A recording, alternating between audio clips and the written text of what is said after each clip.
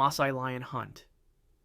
The Maasai people of East Africa, primarily in Kenya and Tanzania, traditionally practiced a coming-of-age ritual called ala-mayo, or olamayyo, where young warriors hunted lions armed only with spears and shields. Groups of 4 to 10 morans, typically aged 15 to 18, would track a male lion across the savanna and surround it in a coordinated attack. The warrior who delivered the first spear thrust earned the highest honor, though all participants shared in the glory of successful. Each warrior carried a 6-foot spear and a cowhide shield, their bodies painted with red ochre for the ceremony. The ritual occurred after the painful circumcision period that marked the transition from boyhood. Injuries were common, and deaths were not rare, as a cornered lion could weigh over 400 pounds and possess devastating strength. Those who survived and succeeded gained full warrior status within their age set and became eligible for marriage, while those who failed faced social consequences. The practice demonstrated courage, coordination, and readiness to protect the community from predators that threatened cattle herds. Colonial authorities and modern conservation efforts have largely ended this tradition, though it remains a powerful symbol of Maasai warrior culture and the extreme tests young men once endured to prove themselves worthy of adulthood in one of Africa's most formidable pastoral societies. Bullet ant glove. The Sateré-Mawe people of the Brazilian Amazon perform an initiation ritual where boys as young as 12 must wear gloves woven with hundreds of bullet ants, their stingers deliberately positioned facing inward. The bullet ant, Paraponera clavata, delivers what entomologists rank as the most painful insect sting known to science, rated at the maximum level on the Schmidt Pain Index. Victims describe the sensation as being shot, or walking over flaming charcoal with a 3-inch nail embedded in the heel, with the pain lasting up to 24 hours. Each glove contains approximately 80 to 100 ants, carefully sedated with an herbal mixture before being woven into sleeves made from leaves. Once the ants awaken, the boy must insert his hands and keep the gloves on for a full 10 minutes, while performing a traditional dance as elders chant encouragement. The venom causes temporary paralysis, uncontrollable shaking, and intense suffering that can persist for days after the ceremony. To complete initiation into manhood and gain status as a warrior, boys must endure this ordeal not once but 20 or more times, over several months or years. Those who refuse or fail to complete all required sessions face social rejection and are not considered true men of the tribe, making this one of the most extreme endurance rituals still practiced in the modern world. Hook swinging. In parts of Bengal, India, and Bangladesh, devotees of Lord Shiva traditionally performed a ritual called gajan, or charak puja, where participants had large iron hooks, measuring 10 to 15 centimeters long, pierced through the muscles of their backs. These hooks were attached to ropes connected to a wooden beam or decorated cart, and the devotees were then hoisted into the air and swung in circles above crowds of onlookers. The ceremony occurred during the month of Chaitra, corresponding to March or April, as part of harvest festival celebrations. Participants who volunteered for this ordeal as an act of devotion and penance reportedly entered trance-like states through meditation and prayer, claiming to feel minimal pain despite the obvious trauma. No anesthesia was used during the piercing process. Once suspended at heights of 15 to 20 feet, the devotees would be swung around for 15 to 30 minutes, sometimes circumambulating the entire village or circling a temple complex. The ritual aimed to bring prosperity to the community, ensure good harvests, and earn forgiveness for sins through this extreme demonstration of faith. British colonial authorities, horrified by the practice, officially banned hook swinging in 1865, though the prohibition was difficult to enforce in rural areas. The practice left permanent scarring and occasionally resulted in serious injury or death from infection, yet it continues in isolated communities where traditional beliefs remain strong. Sky burial Tibetan Buddhists in Tibet, Mongolia, Bhutan, and parts of China practice a funeral ritual called jodar, or sky burial, where the deceased's body is dismembered and offered to vultures on remote mountaintops. Specialized practitioners known as Rogyapas perform this service at dawn, using cleavers to methodically break down the corpse at designated charnel grounds, typically situated above 5,000 meters in elevation. The body breakers first remove clothing, then systematically cut the flesh into pieces, while crushing bones with mallets before mixing them with barley flour called the sampa to ensure complete consumption. Within an hour of placement, 30 to 40 Himalayan griffon vultures descend to devour the remains, leaving virtually nothing behind. This practice reflects core Buddhist principles of impermanence and compassion, as the deceased performs a final act of generosity by feeding sentient beings, and practitioners believe the soul has already departed, rendering the body merely an empty vessel. The ceremony takes approximately 2 to 4 hours from preparation to completion. Chinese government restrictions in some regions and declining vulture populations due to veterinary drugs in livestock have threatened this ancient tradition. Photography by tourists is strictly forbidden out of respect for the deceased and their families. The ritual may seem brutal to outside observers, but to practitioners it represents the most honorable and spiritually meaningful way to return the physical form to nature while benefiting other living creatures in accordance with their deeply held religious beliefs. Scarification ceremonies. Numerous West and Central African cultures, including the Yoruba, Igbo, Nuer, and Dinka, peoples have practiced ritual scarification as coming-of-age ceremonies and permanent identity markers for centuries. Deep cuts measuring 5 to 10 millimeters in depth are made in specific patterns on the face, chest, back, or arms using knives, thorns, or razor blades without any anesthesia. The practitioner then rubs ash, clay, or other irritants into the fresh wounds to promote raised keloid scar formation, creating distinctive textured patterns that remain visible for life. These designs indicate tribal affiliation, clan membership, social status within the community, and sometimes commemorate specific achievements or life events. Different ethnic groups maintain unique patterns passed down through generations, making the scars a form of cultural identification and artistic expression. The ritual tests pain tolerance and demonstrates commitment to cultural traditions and group identity.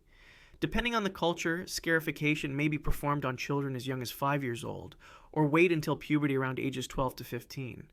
The healing process takes 4 to 6 weeks, during which infections were historically common before modern medical knowledge. While the practice continues in rural areas where traditional values remain strong, it has declined significantly in urban centers and faces increasing criticism as a child rights issue. Modern movements debate whether to preserve these ancient cultural practices or abandon them, creating tension between tradition and contemporary values regarding bodily autonomy and children's welfare. Agorist death meditation. The Agorists, an ascetic Hindu sect, primarily found in northern India, particularly around the sacred city of Varanasi, practice extreme rituals at cremation grounds that most of mainstream Hindu society considers shocking and transgressive. These practitioners meditate while sitting directly on corpses or beside burning funeral pyres at cremation ghats, especially the famous Manikarnika Ghat on the Ganges River, seeking to transcend conventional notions of purity, impurity, fear, and attachment. And some reported rituals involve using human skulls called kapalas as bowls for food and drink, covering their bodies entirely in cremation ashes, and according to some accounts, consuming small amounts of human flesh or ash, though such claims remain disputed and likely exaggerated. The Agoris follow an extreme form of non-dualistic philosophy, believing the divine exists equally in everything, including death, decay, and what others consider polluted or taboo. Their practices aim to destroy the ego and illusion of separation between pure and impure, sacred and profane. Practitioners often conduct these rituals at night, surrounded by the smoke and flames of funeral pyres, sometimes living among corpses for extended periods. The sect members claim their practices grant supernatural powers and lead to spiritual liberation, though mainstream Hindus generally view them as extreme outliers. Their traditions attract curious spiritual seekers from around the world, but media representations often sensationalize their practices beyond what most Agorists actually do, creating misconceptions about this small but ancient tradition. Mandan Okipa ceremony. The Mandan people of North Dakota performed an annual 4-day Sundance ceremony called Okipa that involves some of the most extreme physical ordeals documented in Native American traditions before the tribe's near extinction from a devastating smallpox epidemic in 1837. Young men aged 18 to 25 volunteered to have wooden skewers, measuring 2 to 3 inches long, pierced through the muscles of their chests and shoulders, with leather thongs attached to these skewers, and suspended from the ceiling of a ceremonial lodge measuring 40 to 50 feet in diameter. The participants hung suspended by their flesh, sometimes with buffalo skulls weighing dozens of pounds attached to their legs for additional weight, until the skewers tore free or they lost consciousness from pain and blood loss. The ceremony, documented in detail by artist George Catlin during his visit in 1832, also included days of fasting, dancing, and vision quests, as participants sought spiritual guidance and demonstrated warrior courage. The summer ritual was considered essential to Mandan cosmology and the continuation of the world, with visions received during the ordeal treated as sacred messages from the spirit realm. Those who successfully completed the Okipa gained tremendous prestige within their community and were recognized as proven warriors. Catlin's paintings and written accounts provide the primary historical documentation of this practice, as the near-total destruction of the Mandan population ended regular performance of the ceremony, making it one of the most thoroughly documented yet tragically lost traditions in North American indigenous history. Finger cutting. The Dani people of the remote highlands of Papua, Indonesia, traditionally practiced a mourning ritual where female relatives would amputate portions of their fingers when a family member died. This custom, observed primarily in the Baliem Valley region of West Papua, involved using stone axes or knives to remove the upper joints or tips of fingers, most commonly the ring or pinky fingers, as a physical manifestation of grief and to appease ancestral spirits. Elder female relatives typically performed the amputation on younger women and girls, sometimes as young as 5 or 6 years old, with the severed portions then cauterized with fire to stop bleeding and prevent infection. Over a lifetime of family losses, a woman could lose 3 to 6 finger segments, creating a visible record of her grief and losses throughout the community. The practice served multiple purposes according to Dani belief, including demonstrating the depth of sorrow, satisfying the spirits of the deceased, and creating a permanent physical reminder of lost loved ones. Anthropologists documented this tradition extensively during the mid-20th century, when contact with highland Papua communities increased. The Indonesian government officially banned the practice beginning in the 1970s through 1990s, though enforcement in remote mountain villages proved difficult. Many elderly Dani women today still display missing finger segments as evidence of the tradition, though younger generations have largely abandoned the custom under government pressure, missionary influence, and changing cultural attitudes about grief expression and bodily modification. Mortification of the flesh. Medieval European Christians, particularly during the catastrophic Black Death pandemic of 1348 to 1350, engaged in public acts of self-flagellation as penance for sins and appeals for divine mercy from the plague. Groups of 50 to 500 people called flagellants formed processions that traveled between towns, whipping themselves 3 times daily for exactly 33.5 days, representing each year of Christ's life. They used leather scourges embedded with metal tips or studded with sharp objects, striking their backs until blood flowed freely, creating permanent scars and risking serious infection. The movement peaked during the plague years, when desperate populations sought any means to appease what they believed was God's wrath manifested as disease. The Catholic Church initially tolerated but eventually condemned the movement as heretical, with Pope Clement VI issuing a papal bull against the flagellants in October 1349, partly because their gatherings ironically helped best spread the plague they sought to end. The practice reflected medieval European understanding of suffering as spiritually purifying and the widespread apocalyptic fears of the era. Sessions lasted for hours and occurred in public town squares, where crowds gathered to witness the spectacle of collective penance. Modern continuations exist in limited forms, most notably in the Philippines during Holy Week, where some devotees undergo actual crucifixion reenactments, and among the penitentes of New Mexico, though these contemporary practices remain controversial within the Catholic Church and are not officially sanctioned by church authorities. Subincision Central and Western Australian Aboriginal groups traditionally practiced a male initiation ritual called subincision, where the ventral underside of the penis was surgically cut open from the urethral opening toward the base using sharp stone blades, or in later periods glass fragments.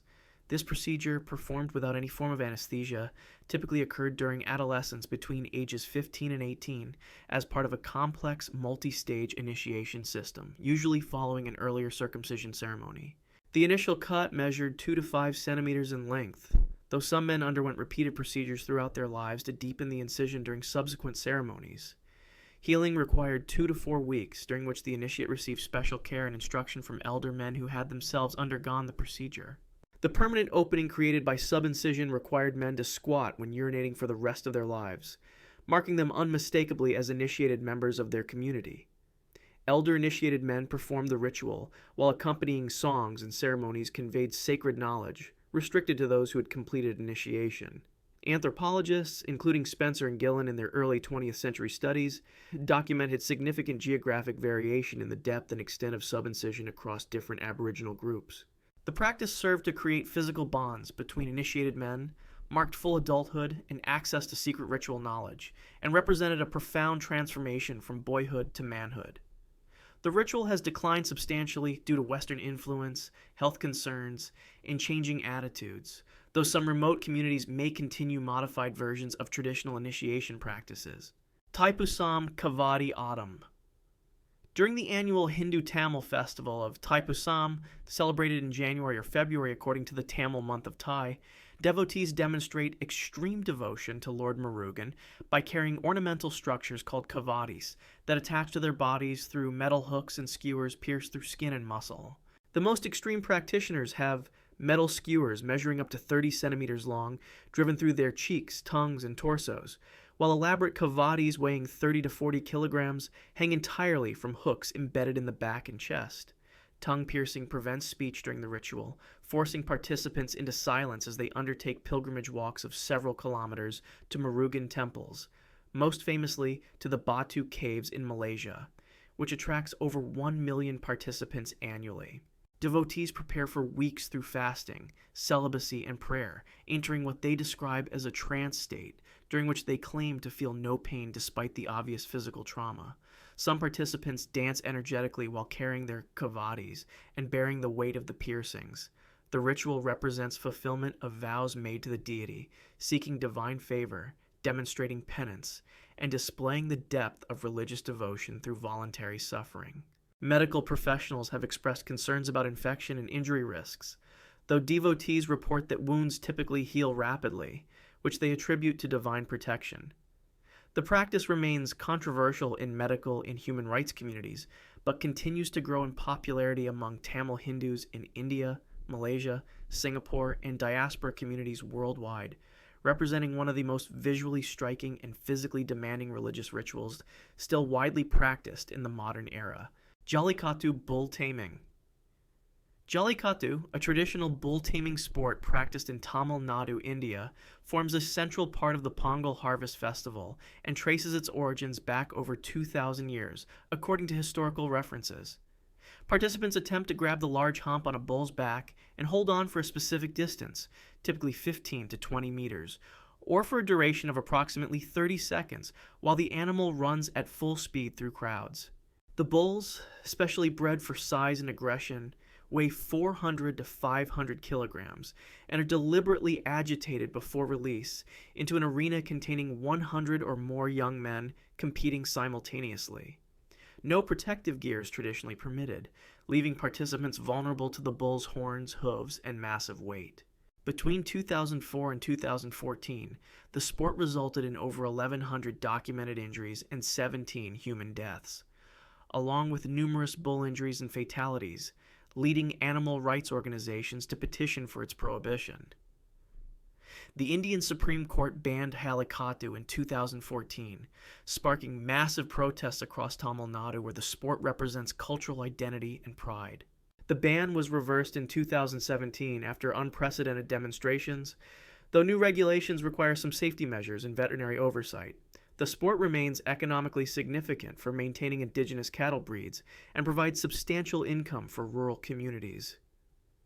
Despite ongoing legal battles and international criticism from animal welfare groups, Jallikattu continues annually, demonstrating the tension between traditional cultural practices, animal rights, human safety concerns, and regional identity in modern India. Navajo Protection Way. The Navajo people of the southwestern United States perform a complex healing ceremony called the Enemy Way, or Protection Way, designed to cure illness believed to result from contamination by foreign ghosts or malevolent spirits, historically performed for warriors returning from battle. This elaborate ritual spans 3 to 9 nights and includes sacred sand painting ceremonies, all-night singing and dancing sessions, a ritualized sham battle, and running ceremonies with ritual sticks, all of which require sustained physical exertion and endurance from the patient and participants. The person seeking healing must fast and remain awake for extended periods while exposed to the elements, with winter ceremonies being especially physically demanding as participants endure cold temperatures throughout the night. A specialized medicine man called a hada conducts the ceremony, which requires years of training to memorize the hundreds of song variations perfectly, as any error could invalidate the healing.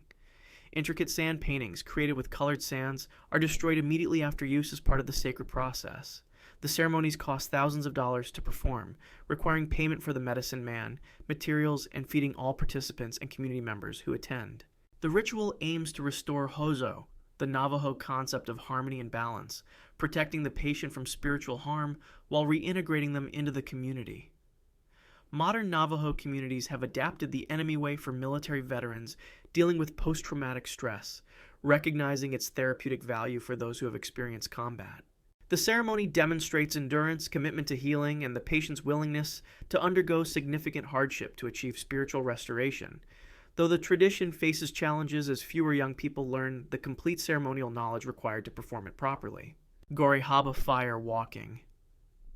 During the annual Marikamba festival in Karnataka, India, devotees of the goddess Marikamba Devi demonstrate their faith by walking barefoot across beds of burning coals measuring 4 to 5 meters long and 2 to 3 meters wide, with temperatures reaching 500 to 650 degrees Celsius.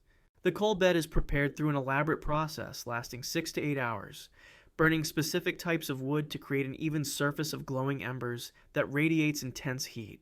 Hundreds of devotees participate over the course of the festival days, walking quickly but deliberately across the 15 to 20-foot expanse of fire, while some carry religious items or even other people on their shoulders. Participants prepare through fasting, prayer, and ritual purification in the days leading up to their fire walk, believing that faith in the goddess provides protection from burns. Scientific explanations for the relatively low injury rate involve the Leidenfrost effect, where moisture on the feet creates a protective vapor barrier, combined with the low thermal conductivity of ash and the brief contact time as walkers move quickly across the coals. Despite these physical explanations, devotees attribute their protection to divine intervention and the strength of their devotion. The nighttime ceremony creates a spectacular visual display as participants traverse the glowing orange and red coals surrounded by smoke and flames, while crowds form protective barriers along the path. Similar firewalking practices exist in other cultures, including Greece, Fiji, and parts of Southeast Asia. But the Gorihaba festival represents one of the largest and most well-documented continuing traditions, attracting both pilgrims seeking blessings and scholars studying the intersection of faith, culture, and physical phenomena. Dani Pig Feast preparations. The Dani people of the highland valleys of Papua, Indonesia, hold elaborate pig feasts to mark significant social events, including deaths, alliances, and major celebrations, with preparations involving physically demanding and sometimes dangerous rituals. Central to these multi-day festivals is the slaughter of pigs, considered the most valuable possessions in Dani society, which are killed by a single arrow shot through the heart in a ritualized ceremony. The cooking process requires handling extremely hot stones that have been heated in fires for hours until they glow red and white, with men carrying these scorching stones barehanded to place them in earth pits measuring several meters across. Over 200 kilograms of pork and vegetables are arranged in layers with the hot stones, then covered with banana leaves and earth to create massive steam pits that cook for 2 to 3 hours. Historically, these feasts also involved mock or genuine battles with neighboring groups, conducted according to strict traditional rules that limited casualties, but still resulted in real injuries and occasional deaths before Indonesian government intervention discouraged such practices. The festivals could extend for 4 to 5 days of continuous activity, requiring tremendous physical stamina from participants who wore minimal clothing and traditional koteka. Warriors displayed elaborate body paint using black charcoal and white clay in complex patterns denoting clan affiliation and status.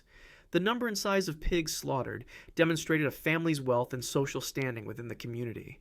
While Indonesian authorities have modified or banned certain aspects of these celebrations, particularly ritual warfare, pig feasts continue in modified forms as important cultural events that maintain social bonds and traditional knowledge in highland Papua communities. Garudan Thukam. During temple festivals dedicated to the goddess Kali in Kerala, India, particularly in the Thrissur and Palaka districts, devotees perform Garudan Thukam, also known as eagle hanging, where they suspend themselves from hooks pierced through their back muscles. Metal hooks measuring 8 to 10 centimeters long are inserted through these latissimus dorsi muscles on either side of the spine, then attached to ropes connected to wooden structures or mobile cranes that lift participants 10 to 15 feet into the air. The suspended devotees are swung in circles or paraded through village streets while hanging from these hooks for 15 to 30 minutes, representing Garuda, the eagle deity and vehicle of Lord Vishnu, in an extreme display of devotion to Kali. Some variations include attaching heavy objects to the participants' legs to increase the weight, pulling on the pierced flesh. The ceremonies occur during the festival season between March and May, at specific temples known for this practice. Performers claim to enter trance states through prayer and meditation, reporting that they feel no pain during the suspension, though medical professionals have raised concerns about risks of infection, nerve damage, and tissue injury. Participants undertake this ordeal as fulfillment of vows made to the goddess, believing it will bring divine blessings, cure ailments, or grant wishes. Large crowds gather below the suspended devotees, who often wear ritual dress and body paint as part of the elaborate festival atmosphere. While regional government authorities have imposed some restrictions, the practice continues as a protected cultural tradition.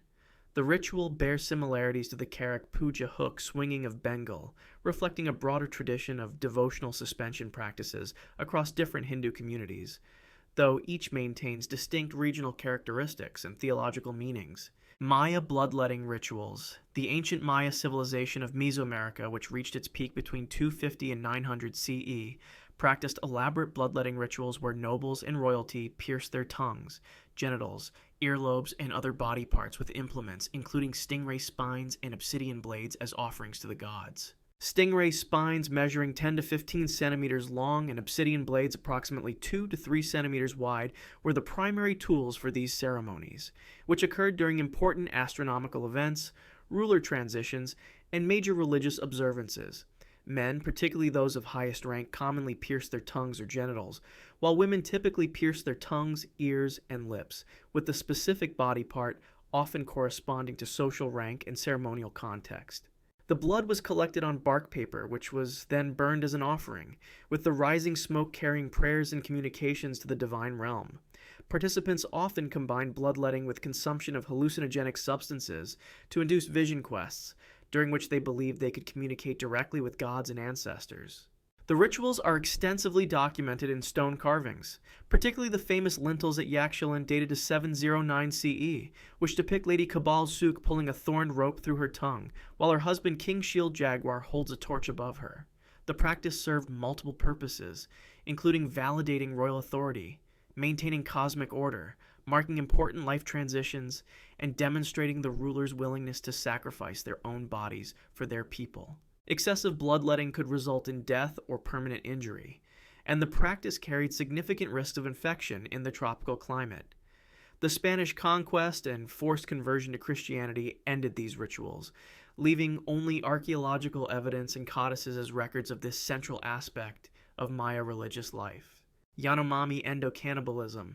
The Yanomami people inhabiting the Amazon rainforest along the Venezuela-Brazil border traditionally practiced a form of mortuary ritual called endocannibalism, where family members consumed the cremated bone ash of deceased relatives mixed into plantain soup. After a community member died, the body was cremated on a funeral pyre, and once the bones cooled, they were collected and ground into fine powder using a mortar and pestle in a process lasting several hours. This bone ash was then mixed into soup made from plantains, a banana-like fruit that serves as a dietary staple and consumed by family members within days of the death. Portions of the ash were often saved for the reahu, a funeral feast held approximately 1 year after death, where the remaining bone powder would be consumed and the deceased formally mourned by the entire village. According to Yanomami belief, this practice ensured that the deceased spirit remained with the living community rather than wandering alone, representing a profound expression of respect and love for the dead. The ritual reflected a fundamentally different understanding of death and the body compared to Western concepts, viewing consumption of remains as honorable rather than disturbing. Anthropologists, including Napoleon Chagnon among others, documented this practice through the 1980s and 1990s, though their work and methods remain subjects of ethical debate. Brazilian government authorities and Christian missionaries actively discourage the practice, and some communities have ceased the ritual under external pressure, though the extent of current practice in remote villages remains unclear due to limited access, and the Yanomami's understandable desire for privacy regarding sacred traditions that outsiders have frequently misunderstood and sensationalized. If you want to see more, click the video on screen now.